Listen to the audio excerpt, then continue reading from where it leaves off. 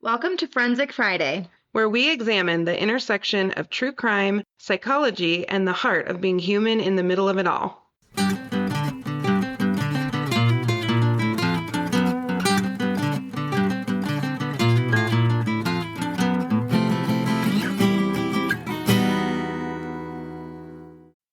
Oh my gosh, I almost died. How? I took an everything shower, Okay, like hair and all. hair and all Got it. the things, okay? Haven't done that since right before conference. Okay. My airway's been a little bajiggity. Okay. Almost died. Girl, like my vision, it was not great. I don't know Wait, what's going because you on. lost, because you couldn't breathe? Yeah, all of a sudden I couldn't breathe. And I don't know if it's anxiety or airway or all of the above. It's crazy. Well, what would the anxiety be? I don't probably the airway. It's this weird cyclical stupid thing, you know? Oh my gosh. Are you sitting in like a glass box? What are you doing? You No. literally look like you're in like a box of some No, sort. I'm sitting in my parents' room because Mason is in a meeting downstairs in my dad's office. Okay. His girlfriend is, I think, napping in his room, which is right next to my room. And Grace is sleeping in her rocker thing, in her swing in the living room. Oh my gosh. You got your hands full. Yes, let's pray that Gray stays asleep, but I can't promise anything because she usually doesn't nap very long during the day. She's gonna nap. I could feel it. We'll see. I'm gonna send you my tart cherry juice concoction. Did I tell you about this? No, From my nurse practitioner slash witch doctor. I say that affectionately. love that. It's like inositol, glycine, magnesium, and you mix it up with tart cherry juice and it will knock your happy ass out. Oh, yeah, I've heard of this. Oh, it's so good. Yeah, it's like on Instagram or I've seen posts about it. Yeah, well, she explained how it will especially help my spicy brain. And so that was very exciting. So she's going to help me with that. And then I put a little bit of like Olipop in there. It's quite the little cocktail, I gotta say. I feel like I wouldn't wake up. Those Olipop gummies knock my butt out. No, no, no, the Olipop like soda waters. What are you Mm, thinking of? I know what you're thinking of. okay. What are the gummies? Something. I forget what they're called. Also, Ollie gummies? Ollies? Ollie, Ollie, I think they are Ollie gummies. Yeah, Well, friend, I know you have a case for me. We had an amazing week at conference, but we have to like hmm bust it out before your child wakes up. I know. So let's do this. Let's do this. And she I would not tell me anything. I couldn't get a single thing out of her. know it's not a big case because it's still kind of unfolding. Ooh. hmm Is this the I-25 one? When they found the body? No. No, but we should look at that one. That's the one we talked about it a couple weeks ago, but we couldn't really find anything. There's a few Colorado-based ones that we need to do. I got a from a fan, I got a request. So I'll work on that one after this. This one is just unfolding, so I wanted to get this one done ASAP. Let's do it. Okay. So I'm gonna start this how you sometimes start these. I feel like you do it better, but I feel honored that you We'll might see. try my way. So I want you to picture yourself in a small mountain town where Okay. there's not a lot of big crime and somewhat of a, like, in my opinion, false sense of security. Okay. Okay. Imagine a county-wide warning goes out saying that the town is on lockdown and to stay inside and to stay away from windows, This just happened. and that there's a potential shooter out and about. This just happened. I know it happened. Wait, This happened we to don't, us on Monday, July 7th, while we were in Breckenridge. but we didn't really talk about it, did we? I don't think, No, there oh my wasn't God. any information out. Okay, I should have texted you. I was with you when this alert happened. Were you? I don't Yes, I remember was you being in your there. room. It was Monday. Okay, well, where was it in proximity to where we were? It was a little out of town. Okay. Well, I was a Okay. little scared and I was looking at the door like, what should we be doing? No, I know. Well, okay, so I think actually Grace was with you, and I was getting my stuff because I got the alert That's what it was. when I was walking alone to my hotel Because room. you weren't in the room when I got it. I know because Garrett and I were looking at each other like, good Lord, man, I don't even know where this is. And I was trying to look at it on a map. And your baby is obsessed with me. So she was great. She was She just was staring. great. Well, she was sleeping and occasionally like blinking an eye at me. But Oh she's yeah. perfect. Even the alert didn't wake her up. Oh no. Yeah. But it did creep me out. And then you came. I think we looked it up and noticed it was maybe like 5 miles away. Does that sound right? Yeah, It wasn't like it's in close our by. hotel. No, it wasn't in our hotel, and it wasn't necessarily in town specifically. It was in a residential area. Are you telling me you know what happened? Mm-hmm. Oh, this is gonna scratch an itch for me. Okay, Yep. so false sense of security check, getting the alert check, live with. Yep. Yep. Here's the Okay. thing. I shouldn't say this out loud, but I'm going to. When I'm up here, I like leave my keys in the car.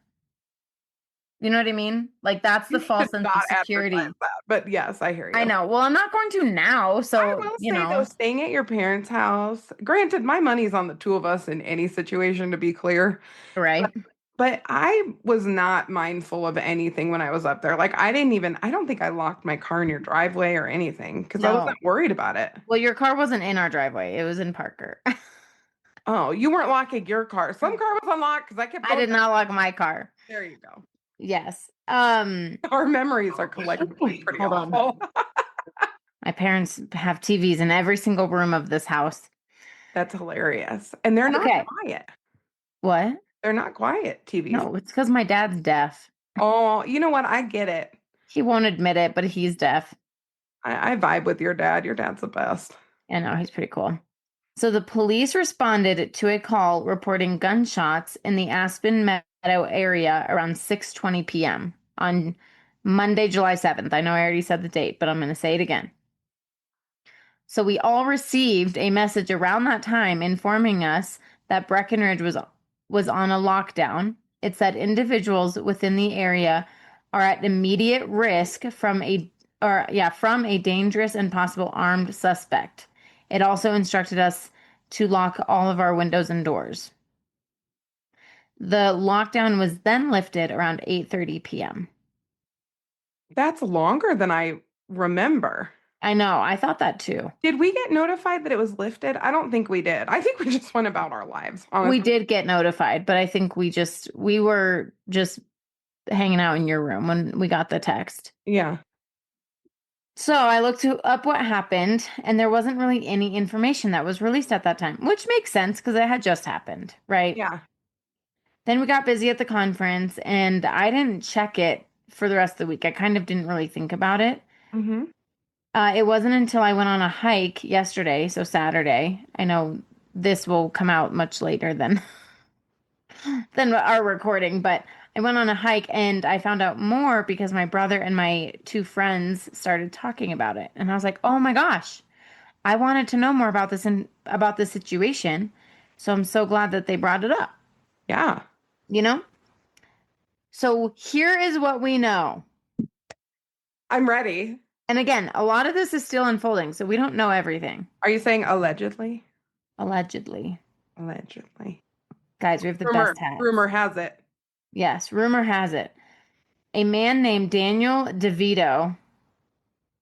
That has to be made up. No, it's not. I swear to God.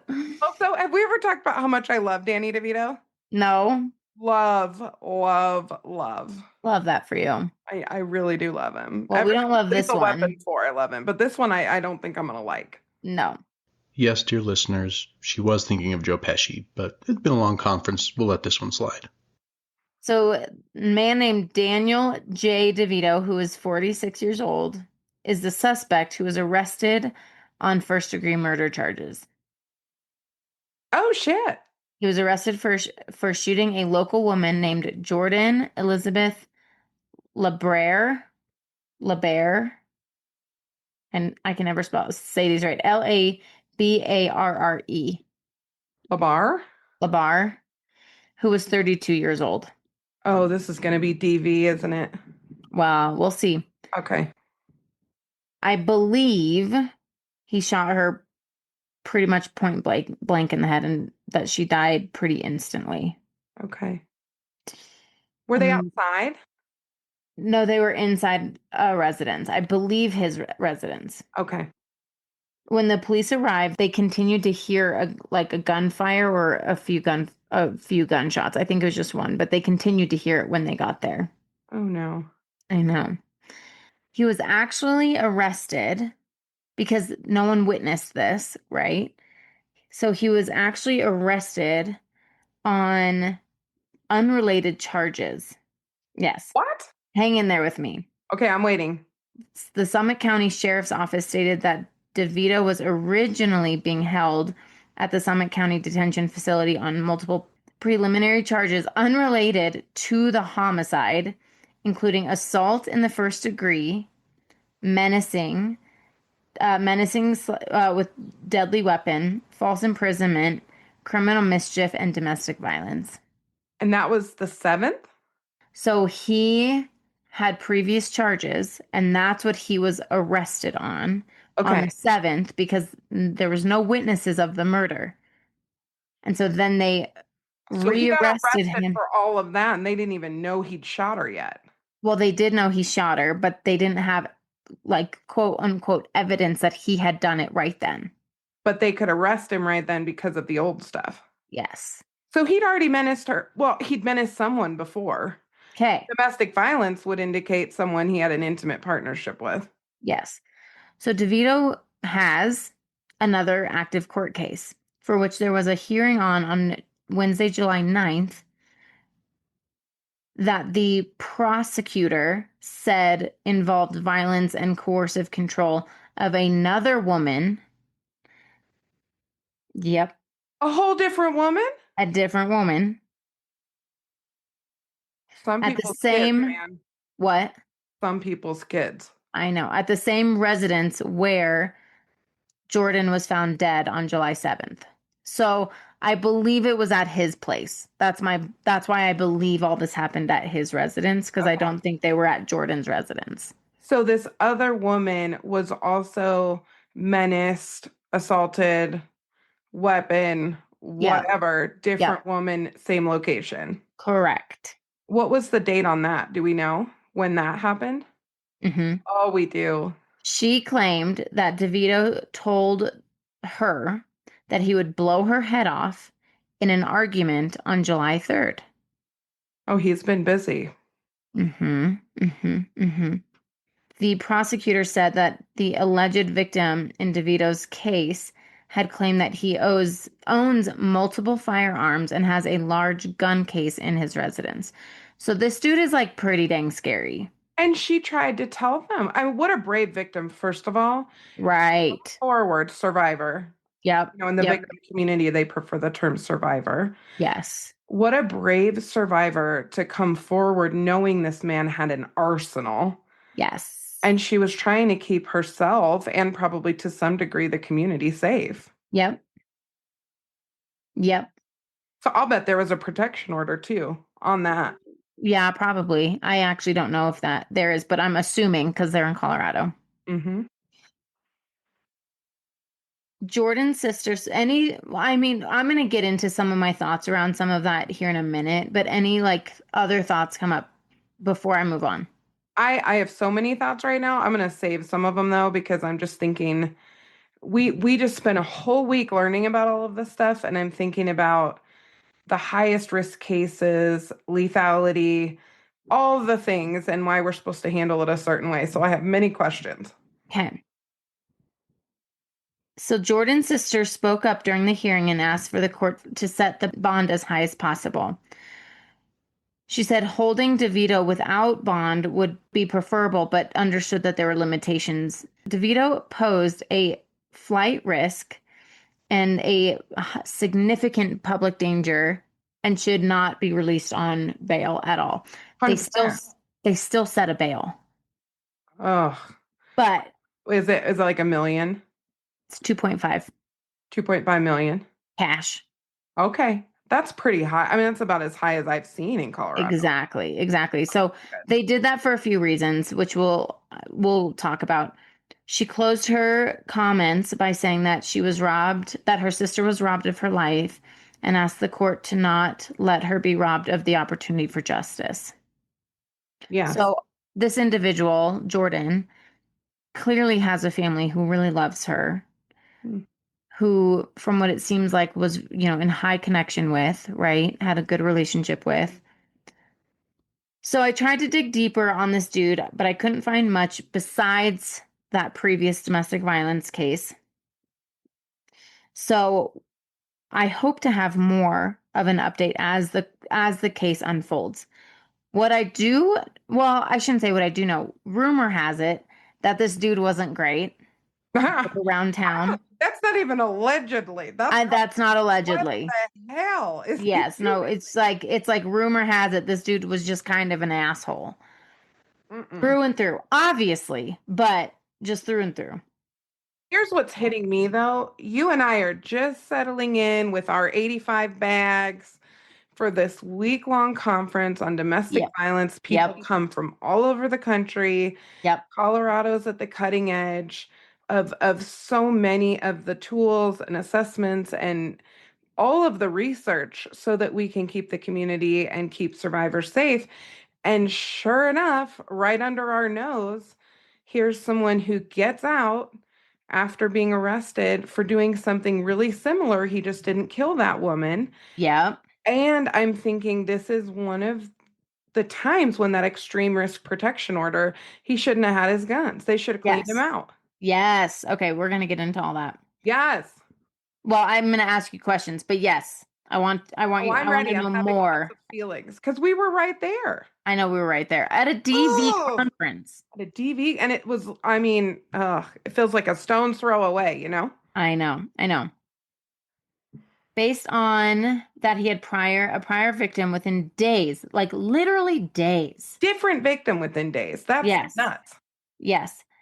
So based on that he had a prior victim within days that he was arrested for, but obviously also like released, he escalated in a super short period of time. Hmm. So this gets into what you just said, right? That type of protection order, going and removing his guns. This is frustrating. That's right. So yeah, he should have had his guns removed. The second he threatened to shoot someone in the head, Yes, he should have had everything removed. And he absolutely. should still be in jail, in my opinion. Yes. We've talked about how hard it is to apply that extreme risk protection order, but this Mm-hmm. is precisely when we need them. There's a named target. I'm going to blow your head off. I have the means to do it. Yep. He was warning police that he had an arsenal at his house. Yep. These are the cases. And listen, I'm not faulting law enforcement because we're still wrapping our head around these new laws. Yep. And by the way, that's an extraordinarily dangerous call too Mm-hmm. to go into this person's home and take his firearms because he probably would have gotten into a shootout with police. Oh, 100%. And so I And it's not like see in all of that. and it's not like law enforcement dictates these laws, right? No, no, no. But in this case, I would love to see a DA Yep. go, bam, this is Yep. that case. Go get his guns. Yep. We're pulling him out of there, and we're gonna at a minimum, let's just call it a mental health hold. Take all the guns, whatever you got to do. I mean, that's enough for homicidal intent.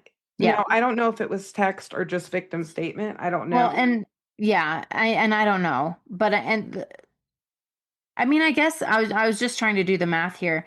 She did say, I mean, he was arrested before he shot Jordan. So they had to have known Oh, they knew. the threat of her life, of the previous survivor's life, They which knew. means they probably had to know that he had guns. I don't know if she shared about his gun collection before or after he had shot Jordan. However, I believe there was, even with just him threatening to take her life, there Yeah, was enough to go take his guns away and put him on a hold. absolutely. So this gets into, I mean, I feel frustrated about this case because I do believe that it could have been avoided.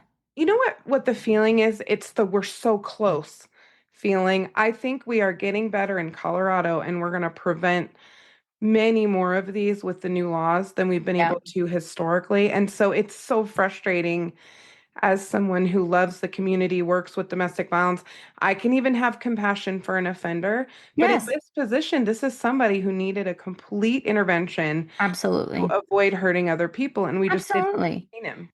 And he could have, I mean, you and I just talked about treating individuals on the psychopathy continuum. This guy, in my opinion, was probably treatable. I agree. And it got missed. It all got missed. A Yeah. life got taken. He is now going, and rightfully so, going to probably spend the rest of his life in jail, Oh, yeah. right? And so it's like this is just a lose-lose on everyone for everybody. Right? I'm not sitting here saying that I have empathy for Danny because I his actions are horrible. However, in my opinion, if something more was done to prevent this, I Yeah. do believe he probably would have been workable. Do we know why he was escalating? Is there any No. information? See, Okay. there's just not much information yet. I will be so curious to know, Yeah. Yeah. won't you? Yes. Well, Because, obviously, yeah. I mean, this case, I hope to do a part two on this case, to well, be because honest. my part of me is thinking, some of our guys get into the suicide by cop situation, Hmm. and there's so much happening here with threatening two different women in rapid succession. Hmm. Hmm. I wonder if there was a part of him that wasn't trying to get into it with law enforcement, Yeah, I don't know. you know? Maybe, maybe. Or he was pissed at one and took it out on the other. I mean, you just don't know what the psychology is of these people, but he Yeah, should have been in jail. yeah, And listen, absolutely. our laws, back in the day, you could just institutionalize people, really no rhyme or reason. So the laws exist to protect us so that Hmm. somebody who doesn't like you can't go make up a bunch of stuff and get you put away. And Hmm. so I respect the laws. The laws are not Hmm. willy-nilly. Hmm. But I think when we have people with this kind of access to firearms, we Yeah, have to have stuff in place, and we're getting closer. I think we are too. So, being from Summit County, right? This is my home. Mm, Obviously, this breaks my heart. We don't get a lot of these cases, but when we do get them, it's a big deal everywhere. But when we get them here, it's huge because we don't get them very often. I The know. most crime that we get would be like DUI, substance related crimes, to be Yeah, honest. That's the most crime that we get. Maybe petty theft. yeah. Not a lot of injury, not a lot of murder, not a lot of high crime like that, right? Well, and he was a local, right? So probably a lot of people knew him and her. That's what I'm guessing. I think what makes me the most sad about some of these situations, especially in small towns in general, is there's not a ton of resources for this stuff. So Mm-mm. I recently spoke with a fellow therapist up here, and she mentioned how hard it is to get good places going, good treatment options going for individuals who are court ordered. Hmm. It's really, really hard.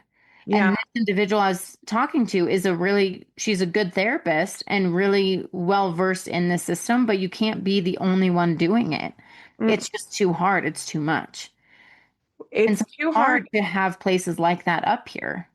Well, it's too hard, and also I supervise some folks who work up in the mountains, Yampa Valley Hmm. there, and they're phenomenal clinicians. One of the things that's challenging is getting a really strong staff and Hmm. also having strong probation officers who are really Hmm. well versed. Hmm. And there's some wonderful ones up in these rural communities. And then there's some folks who really this maybe isn't their forever home, or they're just trying to Hmm. get in the door to get Hmm. their feet under them. They might be newer in the field. And Yeah. it's a lot to navigate. Yeah. We have the luxury of working in the city where there's a lot happening and a lot of Yeah. resources. And even that's hard sometimes. Yeah.